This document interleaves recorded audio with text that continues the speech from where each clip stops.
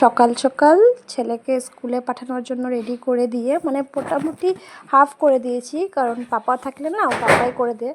তো এদিকে আমি বানিয়ে নিয়েছি রুটি, কারণ দেখবে সকাল যদি মাংস থাকে আর রুটিটা না হলে না তেমন একটা ভালো লাগে না। তো মাংস ছিল আর ভাবলাম যে রুটি কটা করে নিই। তো এদিকে রুটিটা আমার হয়ে গেছে আর চাও বানিয়ে নিচ্ছি। চা ছাড়া তো সকালটা ইনকমপ্লিট। এদিকে দেখো বাস চলে এসছে আর আমি যাইনি নিচে, যেহেতু পাপা আছে, ওর পাপাই ওকে উঠিয়ে দেবে।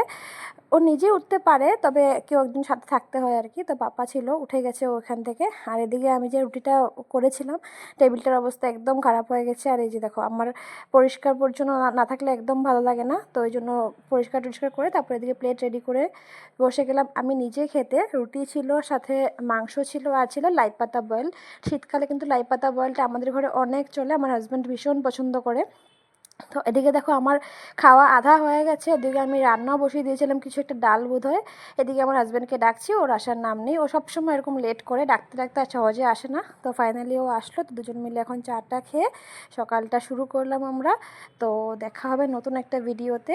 ভিডিওটা এই পর্যন্তই ছিল, ভালো লাগলে একটা লাইক অবশ্যই করে দেবে।